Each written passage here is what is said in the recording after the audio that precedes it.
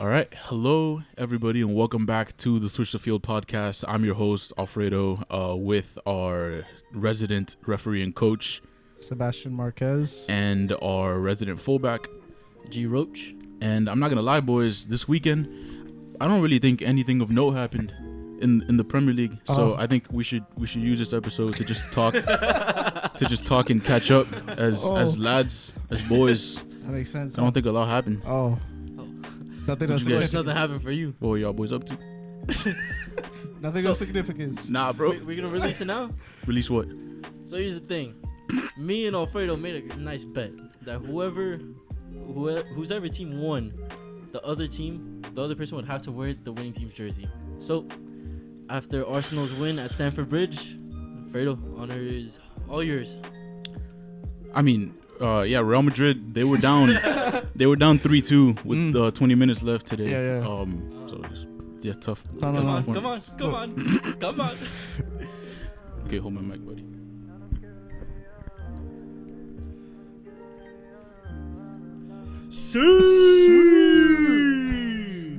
There we go. That's a nice jersey. This shit makes me sick, bro. Whatever, bro. Give it to me, bro. All right. Pile on me, bro. Listen. Whatever. I don't care. Chelsea, abysmal. Horrible. No passion. You guys look like Tottenham out there. Like, horrible. It's so sad that Arsenal outplayed you guys so bad, possession-wise. And touches in the opposing third, we doubled everything. Shots, we tripled your shots. Yeah, we didn't have that many shots on target, but you guys were just awful. I didn't even know you guys had a shot on target until I looked at the stats. I didn't even know Ramsdale had a save until I looked at the stats. You guys were sad. And the only chances you guys had to actually make something happen, that Havertz cross that went way over the crossbar to nobody, that was the most lethal chance you guys had. You guys were terrible. Yo, this is the most disconnected I've ever felt from a Chelsea team, bro, because that was sad. I was looking back at the highlights, and I know the stats say we had a shot on target. I didn't even see it in the video. I can't even remember when it happened. Bro, this team has the least passion, the least hunger. Aggression. There is no passion, there is no vision, there is no aggression, there is no fucking mindset in this football club. Nothing is there. I've never seen a Chelsea team have no dog, bro. There's no dog in that team, bro. It's crazy. After Arsenal went up 1-0, it looked like Arsenal were the team that needed another goal. Chelsea sat back the whole time after. You guys looked like you guys were trying to hold on to a result. For what? Bro, you guys were down 1-0. You guys had less people in the opposing half than Arsenal did for the last 30 minutes. That is sad. Bro, I haven't been saying this like on video, but this team needs a roster overhaul, like completely, bro. Like hopefully January, but in the summer, bro. Aubameyang, Sterling, even Kai Havertz has been bad this year. Sterling is staying. There's no way. Mason Mount aside, the only thing keeping him at the club is honestly being English and being a Chelsea product. But like Ziyech didn't even play, but Ziyech still needs to leave. Sterling has been awful, terrible, sickening. Yeah, bro, it's like $60 million down the drain for what, bro? Guy couldn't cut it at Man City anymore. We took a flyer on him, and now look at him, bro. It's producing nothing. The crazy part about Sterling too is that he's our top scorer in the Premier League, and he has 3 goals. My brother finished. Can you guys name me a defender off the top of your head that has more goals than him in the league this year? Gabriel, maybe. I can't name one, but there definitely is some out there. It's Gabriel. I think it is Gabriel. That guy's the GOAT. But yeah, bro, I don't want to put all of this on Graham Potter like a lot of people are saying. I don't know if you guys have seen the Potter out people so far. It just is ridiculous to me. I have to say, as annoyed as I am with this season, as like pissed off as I get with his team and his team selection and his tactics, like, bro, we're gonna have to write it out. Chelsea are gonna have to get it out. This is also not his team, so I think he deserves his time until the end of the season. See what he can figure out during the summer. And that's what I'm saying. Get rid of all these attackers. Honestly, Pulisic included too. Get all these bum ass attackers out of here, bro. Except for Pulisic. Pulisic to Newcastle. No, to Newcastle, yeah, but that's right. But no, regardless, I mean, I get the frustration because what you guys played against Manchester United, you guys were being terrible for 25-30 minutes, and then Potter did something, changed the game. Versus us, he had halftime. He waited till halftime. Yeah, you expect Chelsea to come back a little stronger, but nothing. You guys look just as bad. Yo, but no, here's the thing, So that's though. the frustration that I get from a Chelsea fan. You see these subs that he makes to change the games. Like, why not make it from the beginning, bro? Kovacic not starting is absolutely ridiculous to me, bro. Jorginho, by the way, is another one that needs to see the door. Sometime I think he's been needed to see the door. No, well, yeah, you guys know how I feel about Jorginho, bro. Like, Pants. 2021 Jorginho might have been like a tolerable version of him, but that guy's been needed to see his way out of Chelsea, bro. Not starting Kovacic, and then also his post-game interview saying that the boys gave it everything. Boys didn't give it shit. Boys didn't give it anything, bro. And if this is the Chelsea team giving it everything, bro, it's an ass team. Like, it's incredible to me that Tuchel won a Champions League with these bums, bro. Like, and it's been this way for the last like year and a half, bro. I don't think this is anything Potter could have really fixed. Tuchel's been struggling with the same bum ass team for the last year, bro. It's like you guys won the Champions League and then they just got absolutely complacent. Yeah. You still have yet to win the Premier League. You guys still have so much more to prove. And the Champions League win, that was even a bit like a that was a questionable win. I mean, you guys won it fair and square. Okay. All right, we're not gonna get into that. But I don't think it was questionable. You guys were not clearly the better team by far. Like, you didn't look at that team and think this is the team that deserved to win the Champions League. But Easily. yeah, there's nothing Potter taking over this team could have fixed, in my opinion. Tuchel didn't do it. The last three managers have said they've had issues motivating the squad. Like, this team is a lost cause, in my opinion, which is why we need that roster overhaul. I agree. Everything went downhill. Like, I don't want to keep mentioning this guy, but that La Caca interview in November last year is literally the turning point of the team. Like, I'm not even joking. Up to that point, I think we were first in the league, in the Premier League. We were also playing lights out if we weren't first in the league, but like, ever since then, Chelsea have just been awful, bro. Yeah, and then Jadon Sanchez fucked you guys over.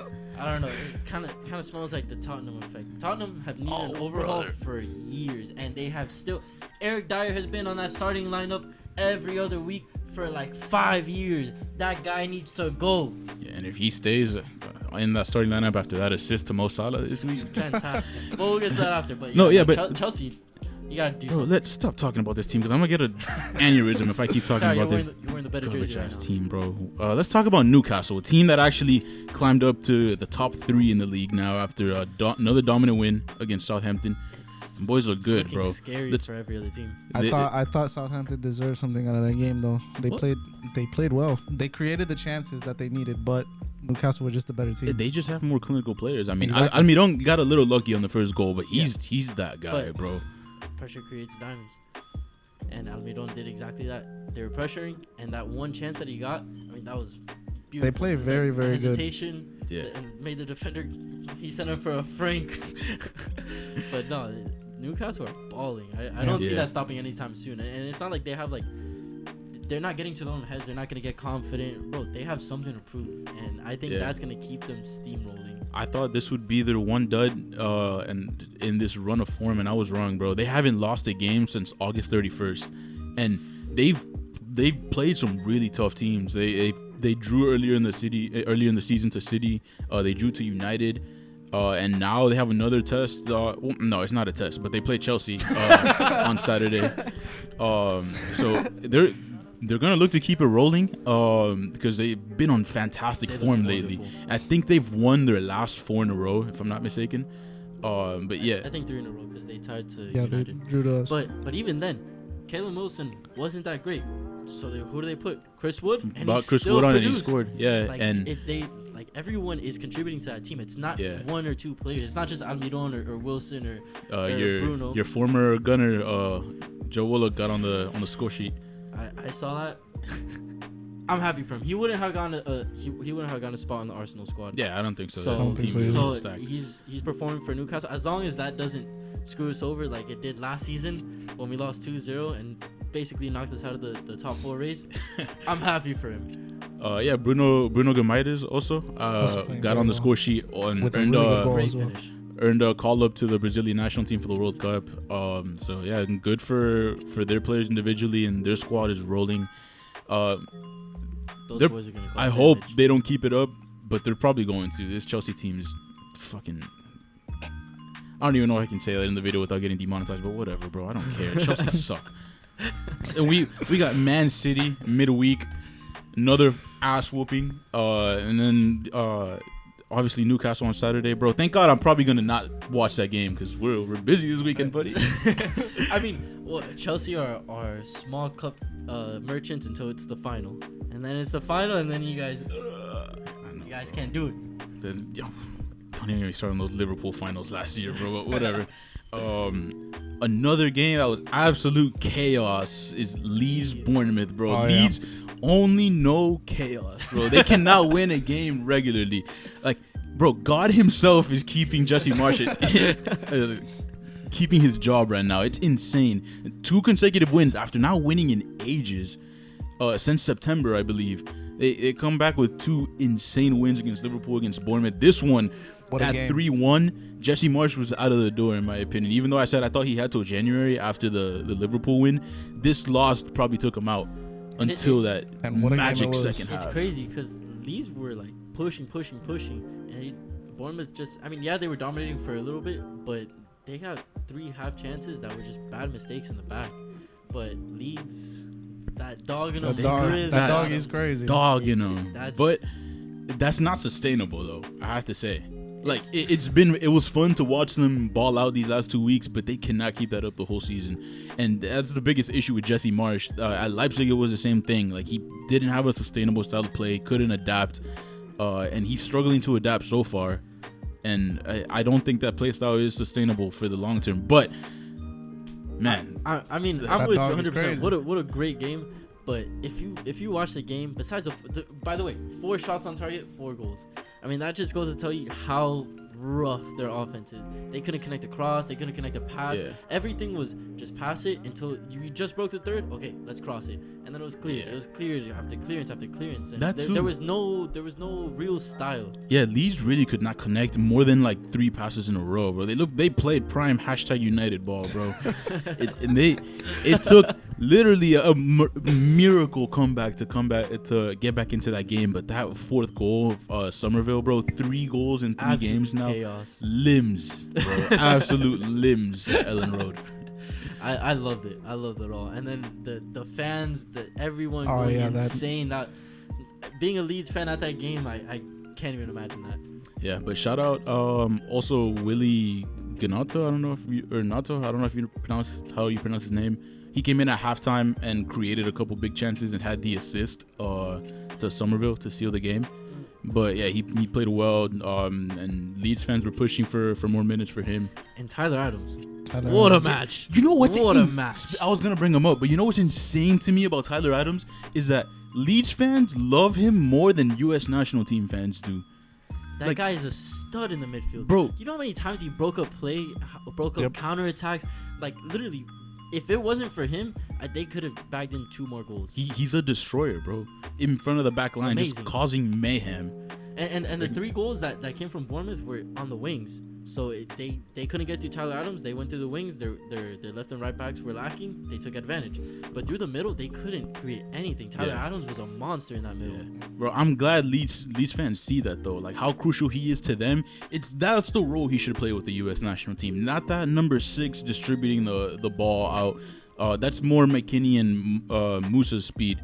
But, I found that insane to me, how, like, good he's been for Leeds this year and how underappreciated he is by U.S. national team fans. Like, I hope people see that now. And I'm happy that he's having a great season. But, yeah, moving into another big game, we had Tottenham and Liverpool. No, don't. We'll get to you, buddy. Tottenham, Liverpool. Prime Tottenham, bro. Just mistakes in the back. Leaking chances in the back. No, we're talking. They created chances. No, I'm saying leaking chances. Yeah, no. Eric Dyer created a big opportunity for Mo Salah, bro. But classic Tottenham against top 6. Liverpool. Anytime they play the top 6, it's just. And it's because they keep the same players. They keep the same foundation. Those players have no heart. They have no guts. They don't fight. They fight for the badge because that badge stinks. They fight for nothing.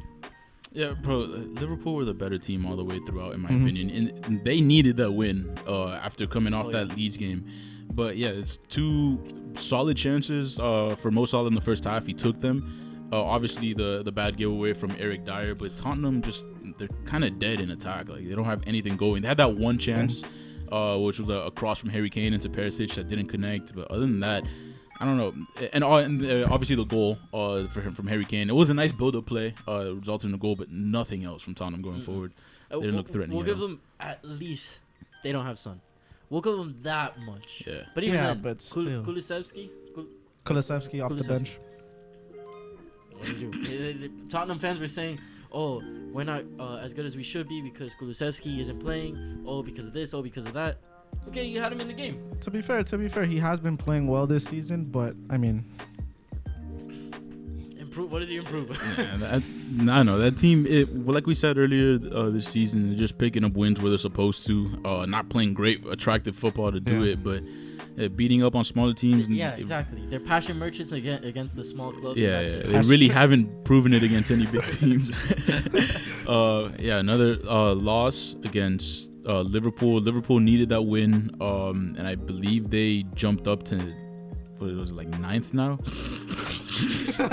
Don't worry, brother. You're gonna meet him soon. Speaking of almost beating Liverpool soon, just real quick, Brighton got another win in a row, second win under the new manager against Wolves. It was a back and forth game. Well, okay, in terms of the scoreline, it was back and forth, but I think Brighton very convincingly deserved to win that. There's a portion of the game where Wolves were actually pressuring them and putting them on their back foot, which was kind of surprising because Wolves this whole season have been playing absolute haram ball. Yeah. Just Ruben Neves. But it's abysmal. But they had a couple like clear chances that could have easily been goals, which I was kind of surprised. Yeah. But Brighton pulled it out. Yep. 83rd minute goal to give them the win, and they leapfrogged Chelsea. They're up to 6th in the table now. Damn, you're telling me this Serbi's doing a better job than Graham Potter? I mean, Potter downgraded, brother. Potter big time downgrade, bro. I'd rather have that guy than Aubameyang. Oh my god, bro! I honestly rather too at this point, bro. Potter left Brighton, and his first game in charge was in the Champions League, and still somehow downgraded. I can't believe that, bro. But yeah, then we had Leicester beating Everton. Leicester picking up form big time. James Maddison has been balling. All 4 of their wins this season have come in the last 7 games. They're finally turning it around. They've jumped up to 14th in the table now, up from 20th. Huge improvement. Yeah, and their impact players are making huge difference for their team. Tielemans obviously had another fantastic goal this weekend. Their impact players are playing extremely well, just at a crucial time before the break, before the World Cup break. And I'm happy to see Leicester doing well so far. Yeah. All that just for Southgate to probably not even put Maddison on the start. Yeah, Madison is not getting called up. No, Maddison is... It's ridiculous. British Berhalter, bro. Yeah. British Berhalter for real. I'm not gonna call Maddison up despite how well he plays because he has his little teacher's pets that he wants to bring in. England are France with less quality. they don't play that great, and they're just trying to get their talent to boost them to the finals. And listen, England ain't France. They're not gonna get them as far as France did. Yeah. Bro, England have always had an issue with that though. Not to like deviate too much from this Premier League weekend specifically, but like they've never been able to connect their insane talent to produce at World Cups. And last time an England team went into a World Cup with another really good generation, they played the US in the group stage. I'm just saying. But anyways, we'll get to that another day. Sebastian. Good evening, brother. How you doing, bro? Good evening. Good evening. Nah, bro. It's just Emery has our number, man. Emery always has our number for some odd reason. But I mean that take game. Take it away. I want you to give me your thoughts. Give me your thoughts on Ronaldo.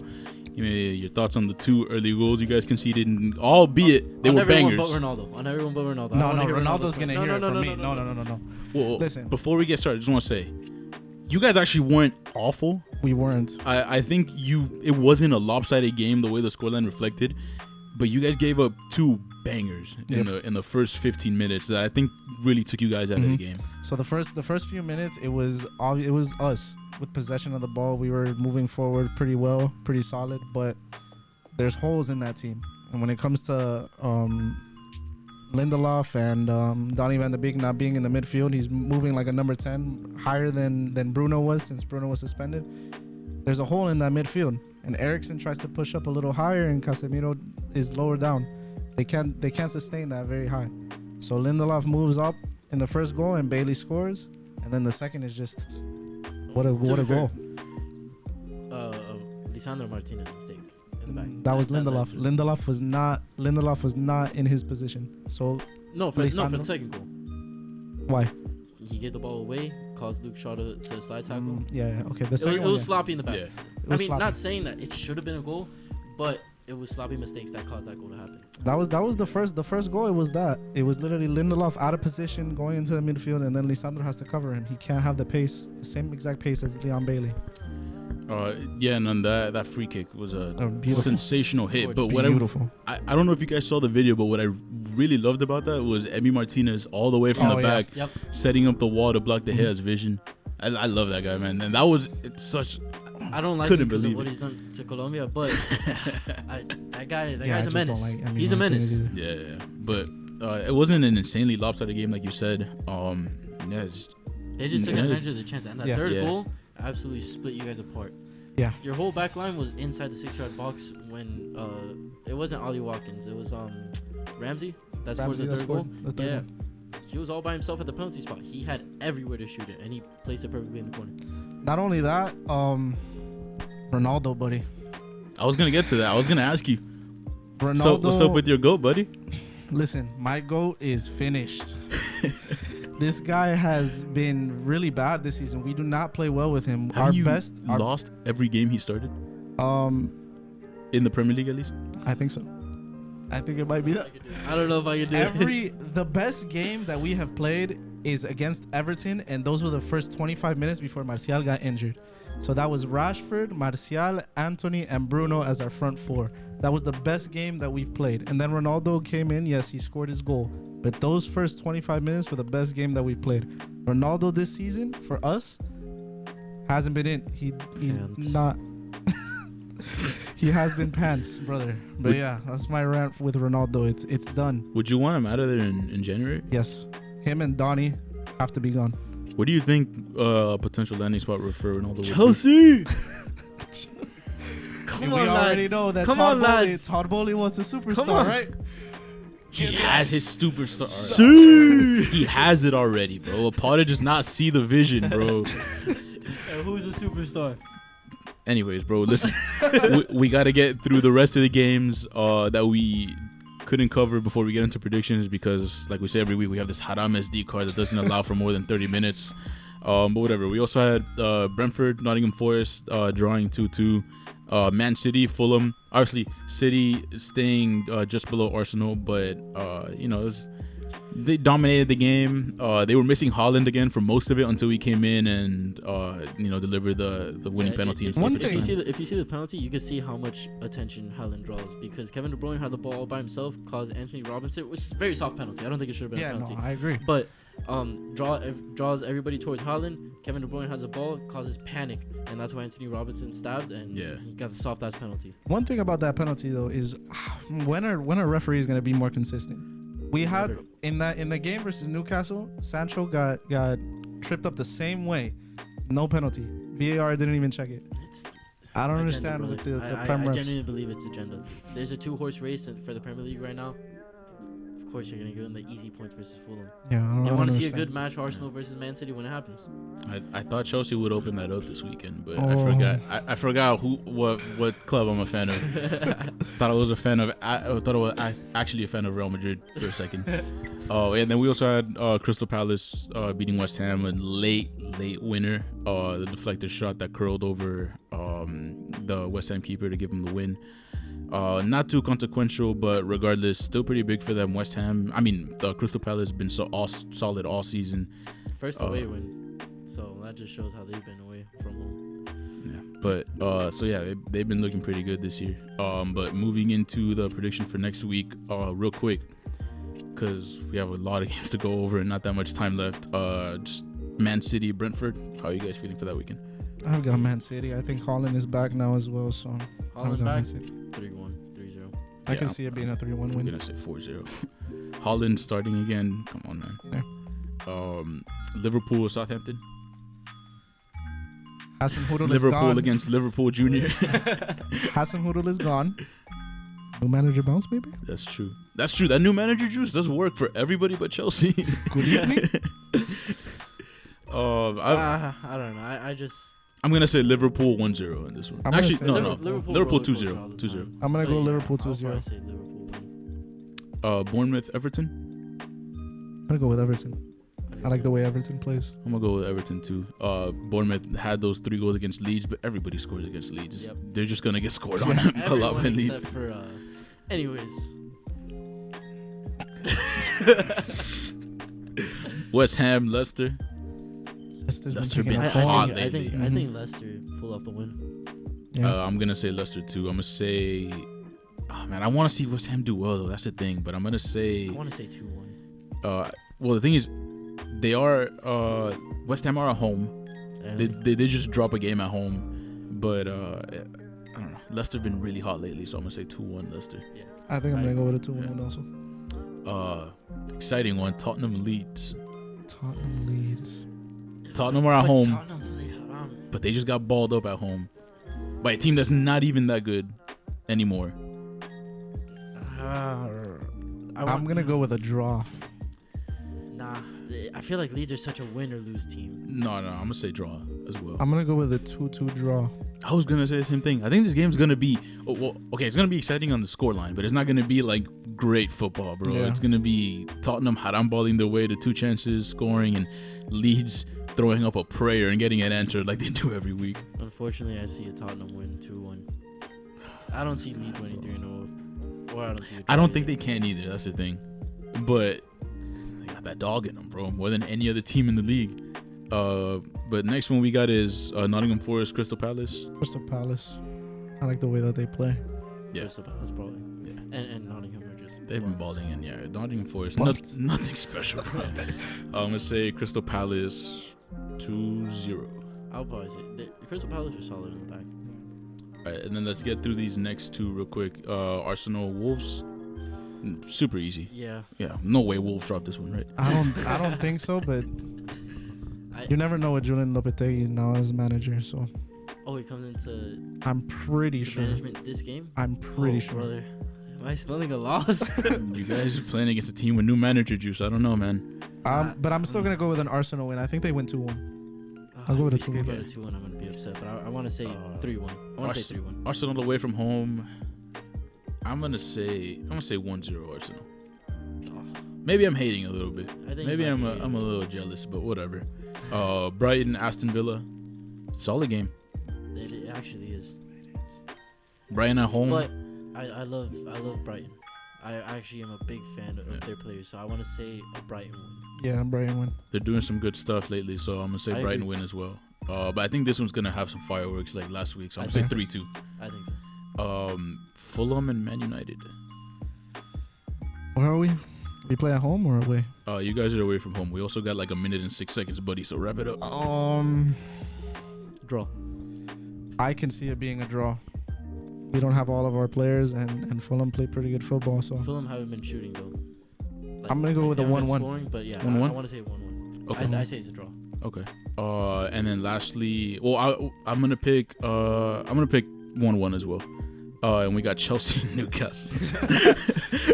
At Stamford or in St. James, but I'm not gonna lie, I smell a significant win, like a 2-0. I don't know, man. Something about Newcastle is just relentless lately. I find it hard to believe Chelsea can put up stinkers like that, like 2 in a row, man. 2-1 Newcastle. They're playing really good. Almiron is kicking it.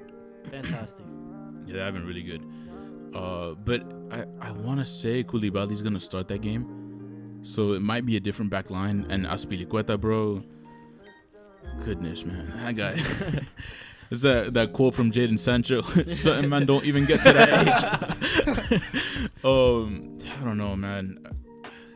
I want to say Chelsea are not gonna lose, but Newcastle have been too hot lately. Chelsea have been too ass lately, so I'm gonna say 3-1 Newcastle. I want to say 3-1, but I generally don't see Chelsea scoring, so that's why I said 2-0. Man, Whatever, bro. We got EDC day 2 to go to that day, so I'm definitely not watching that shit. But yeah, you guys are definitely looking at a black screen right now because we definitely ran out of time on the SD card. But thank you guys for watching. We're gonna be back next week with a final recap of the first half of the season, and it's World Cup time, buddy. Excited. Bunch of teams have dropped their rosters. The US dropped theirs on Wednesday. And we're going to come back with group predictions, award predictions next week. So, yeah, stay tuned. Thank you guys for watching. I'm Alfredo. Sebastian Marquez. And I'm G Roach.